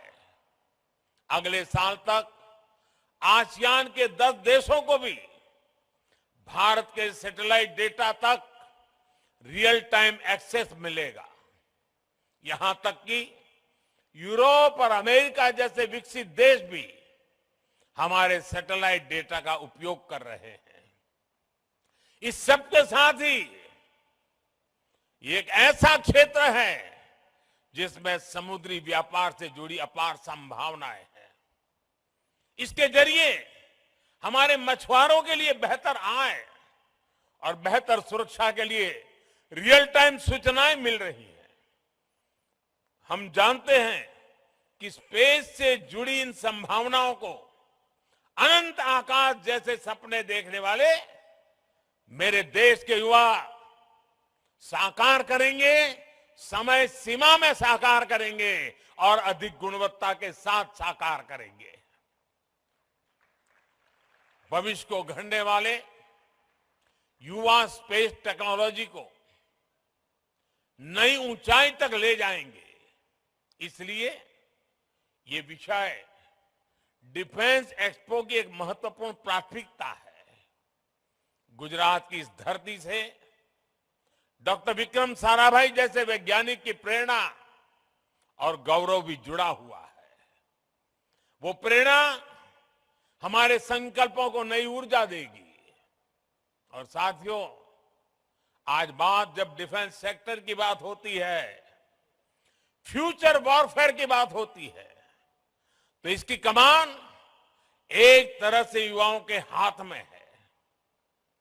इसमें भारत के युवाओं को उनके इनोवेशन और रिसर्च की भूमिका बहुत बड़ी है। इसलिए ये डिफेंस एक्सपो भारत के युवाओं के लिए उनके फ्यूचर की विंडो की तरह है।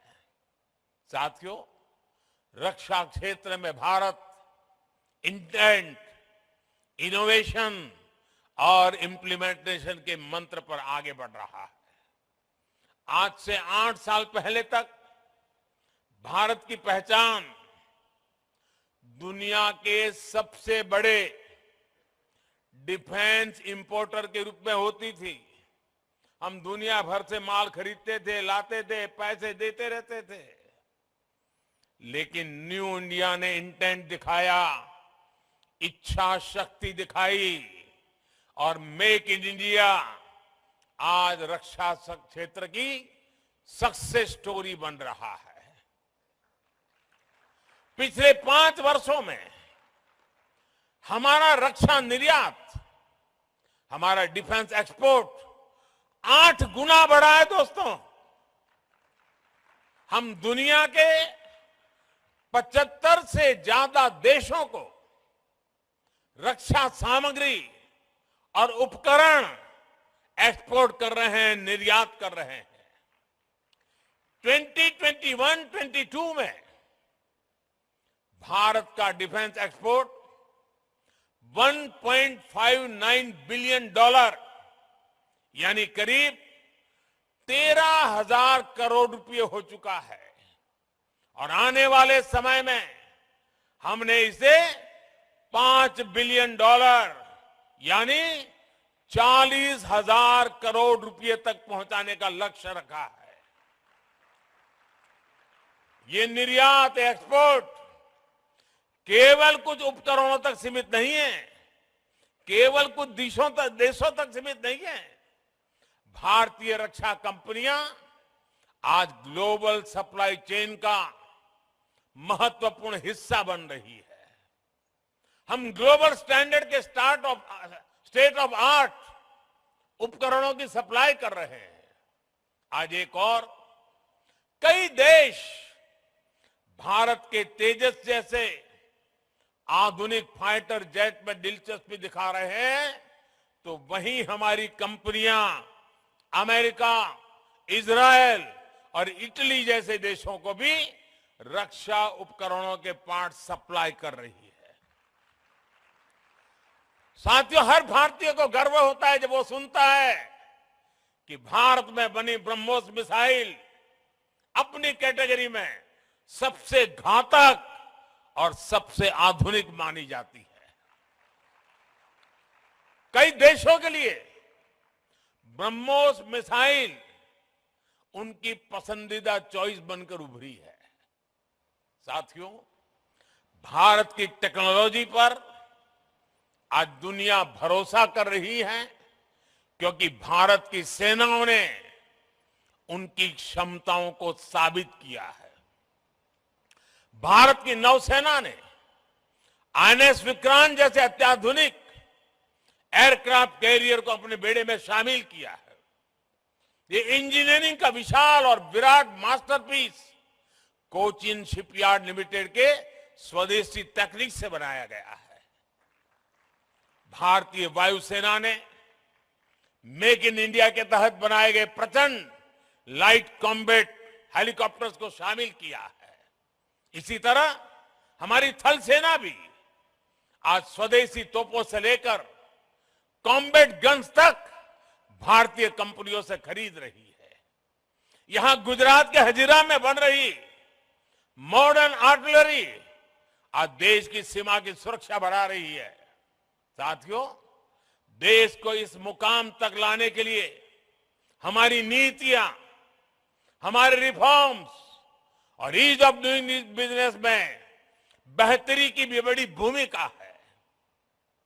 भारत ने अपने रक्षा खरीद बजट का 68% भारतीय कंपनियों के लिए निर्धारित किया, ईयरमार्क किया है।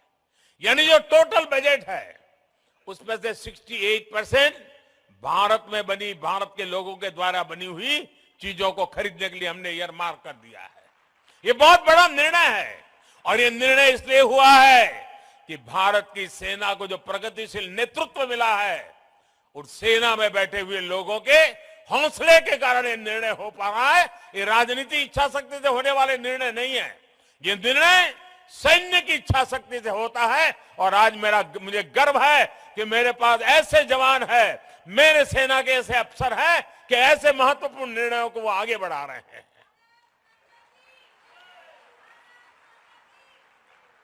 इसके अलावा हमने डिफेंस सेक्टर को रिसर्च और इनोवेशन के लिए, स्टार्टअप इंडस्ट्री और एकेडमिया के लिए खोला।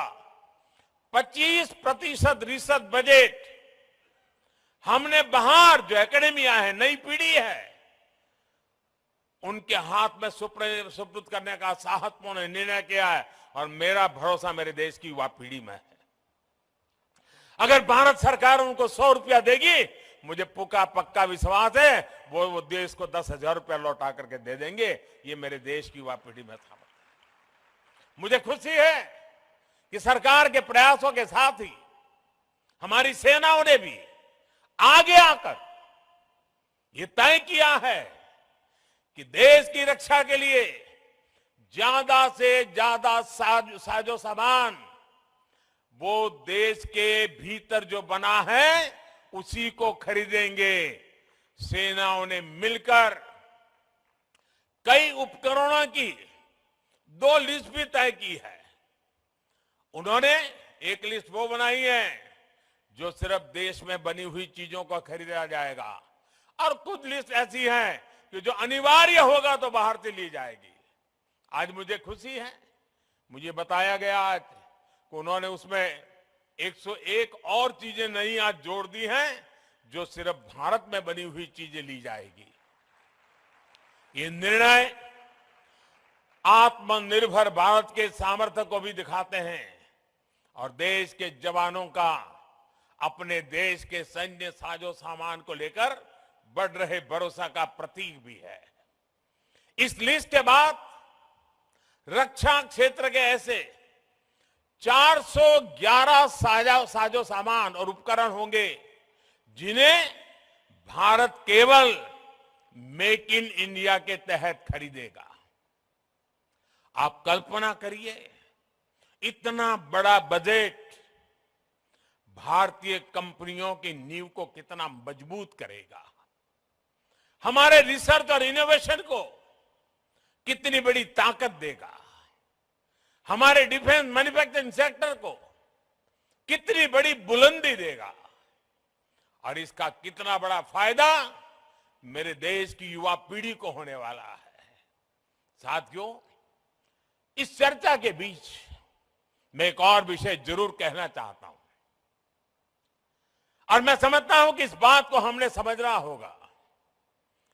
जो कमेंटेटर्स होते हैं वो भी कभी कभी इन चीजों में फंस जाते हैं, लेकिन मैं कहना जरूर चाहूंगा, हमारा बहुत जीवन का अनुभव है। जब हम ट्रेन के अंदर प्रवास करते हैं, अगर एक सीट पर 4 लोग बैठे हैं और 5वां आ जाए तो ये चारों मिलकर के 5वें को घुसने नहीं देते हैं, रोक देते हैं।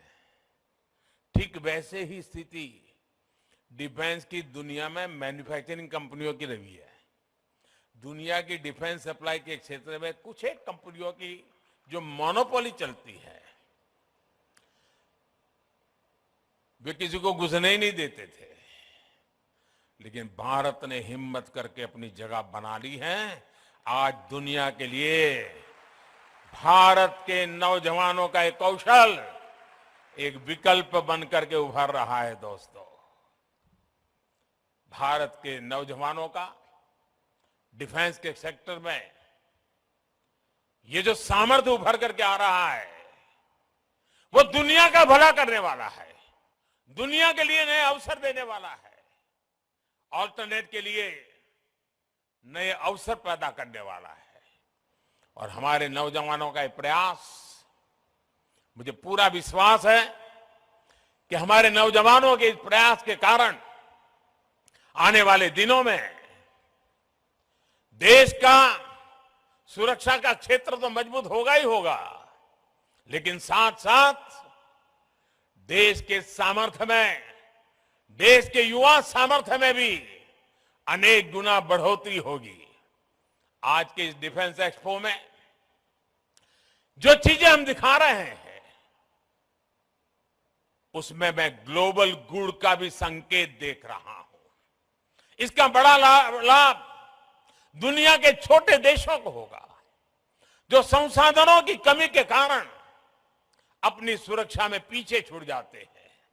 साथियों, भारत डिफेंस सेक्टर को अवसरों के अनंत आकाश के रूप में देखता है, सकारात्मक संभावनाओं के रूप में देखता है। आज हमारे यहां यूपी और तमिलनाडु में 2 डिफेंस कॉरिडोर तेज गति से विकास की दिशा में आगे बढ़ रहे हैं। दुनिया की बड़ी बड़ी कंपनियां भारत में इन्वेस्ट करने के लिए आ रही है। इस इन्वेस्टमेंट के पीछे सप्लाई चेन का एक बड़ा नेटवर्क विकसित हो रहा है।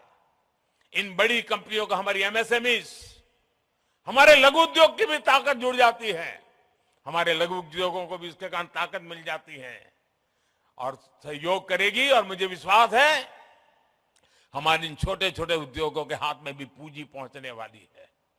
इस क्षेत्र में लाखों करोड़ के निवेश से युवाओं के लिए उन क्षेत्रों में रोजगार के बड़े अवसर पैदा होने वाले हैं और एक नए विकास की ऊंचाई को प्राप्त करने की संभावना हो जाती है।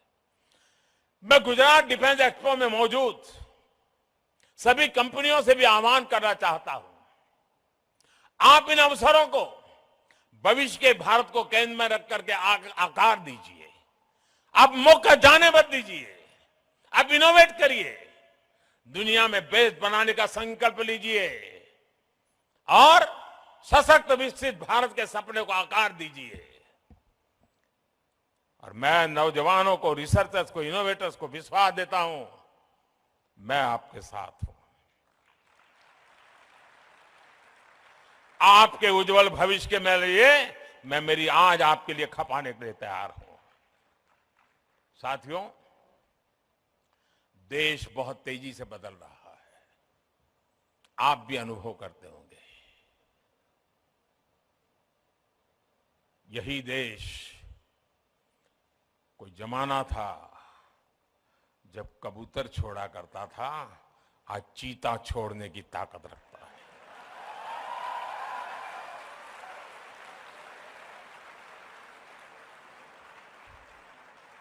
इस सामर्थ्य के साथ घटनाएं छोटी होती हैं लेकिन संकेत बहुत बड़े होते हैं। शब्द सरल होते हैं लेकिन सामर्थ्य अपरंपार होता है। और आज भारत की युवा शक्ति, भारत का सामर्थ्य विश्व के लिए आशा का केंद्र बन रहा है। और आज का ये डिफेंस एक्सपो उसी का एक रूप लेकर के आपके सामने प्रस्तुत है। मैं हमारे रक्षा मंत्री राजनाथ जी को हृदय से बहुत बहुत बधाई देता हूं कि इस काम के लिए जो कड़ी मेहनत उन्होंने की है, जो पुरुषार्थ किया है। कम बोलते हैं लेकिन बहुत मजबूती से काम करते हैं। मैं उनका भी अभिनंदन करता हूं, उनकी पूरी टीम का अभिनंदन करता हूं। आप सबको बहुत बहुत शुभकामनाएं और आने वाले दीपावली के त्योहारों की शुभकामनाओं અને આપણા ગુજરાતના લોકોને નવા વર્ષની પણ શુભકામનાઓ। ધન્યવાદ। गुजरात के राज्यपाल आचार्य देवव्रत जी, देश के रक्षा मंत्री श्रीमान राजनाथ सिंह जी, गुजरात के लोकप्रिय मुख्यमंत्री श्री भूपेंद्र भाई पटेल, गुजरात सरकार में मंत्री जगदीश भाई, अन्य मंत्रिपरिषद के सारे वरिष्ठ सदस्य, CDS general Ali Chauhan ji, chief of air staff air chief marshal B R Chaudhari, chief of naval staff admiral R Hari Kumar, chief of army staff general Manoj Pande, अन्य सभी महानुभाव, विदेशों से आए हुए सभी गणमान्य महानुभाव, देवी और सज्जनों, गुजरात की धरती पर सशक्त, समर्थ और आत्मनिर्भर भारत के इस महोत्सव में आप सभी का हार्दिक स्वागत है।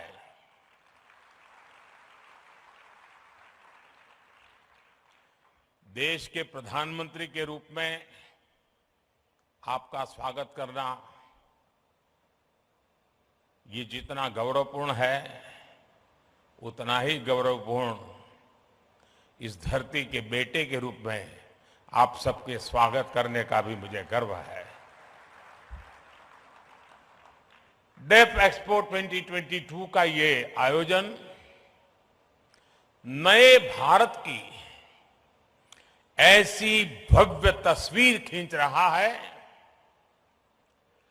जिसका संकल्प हमने अमृत काल में लिया है। इसमें राष्ट्र का विकास भी है, राज्यों का सहभाग भी है। इसमें युवा की शक्ति भी है, युवा सपने भी हैं, युवा संकल्प भी है, युवा साहस भी है, युवा सामर्थ्य भी है। इसमें विश्व के लिए उम्मीद भी है, मित्र देशों के लिए सहयोग के अनेक अवसर भी हैं। साथियों, हमारे देश में डिफेंस एक्सपो पहले भी होते रहे हैं, लेकिन इस बार का डिफेंस एक्सपो अभूतपूर्व है। एक नई शुरुआत का प्रतीक है। ये देश का ऐसा पहला डिफेंस एक्सपो है जिसमें केवल भारतीय कंपनियां ही भाग ले रही हैं। केवल मेड इन इंडिया रक्षा उपकरण ही है। पहली बार किसी डिफेंस एक्सपो में भारत की मिट्टी से, भारत के लोगों के पसीने से बनी अनेक विध उत्पाद, हमारे ही देश की कंपनियां, हमारे वैज्ञानिक, हमारे युवाओं का सामर्थ्य आज हम लौह पुरुष सरदार पटेल की इस धरती से दुनिया के सामने हमारे सामर्थ्य का परिचय दे रहे हैं। इसमें 1300 से ज्यादा एग्जीबिटर्स हैं, जिसमें भारतीय उद्योग है, भारत के उद्योगों से जुड़े हुए कुछ जॉइंट वेंचर्स हैं, एमएसएमईज और 100 से ज्यादा स्टार्टअप्स हैं। एक तरह से आप सब यहां और देशवासी और दुनिया के लोग भी क्षमता और संभावना दोनों की झलक एक साथ देख रहे हैं।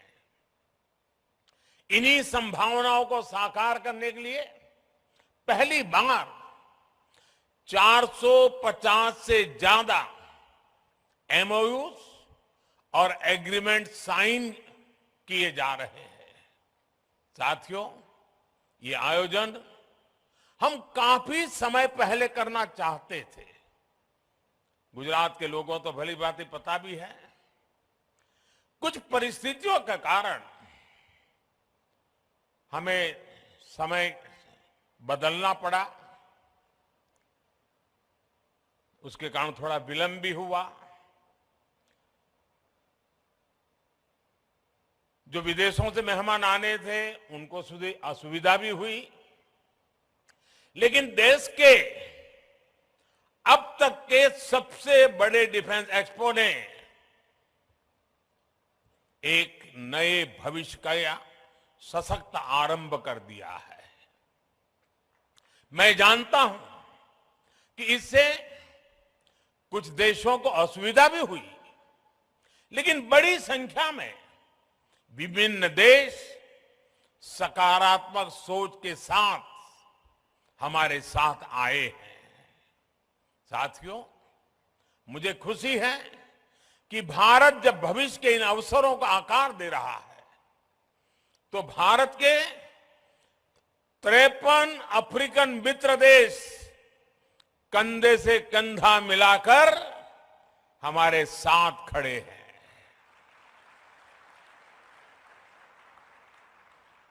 इस अवसर पर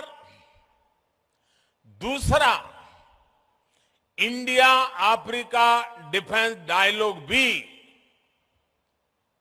आरंभ होने जा रहा है। भारत और अफ्रीकन देशों के बीच ये मित्रता, ये संबंध उस पुराने विश्वास पर टिके हैं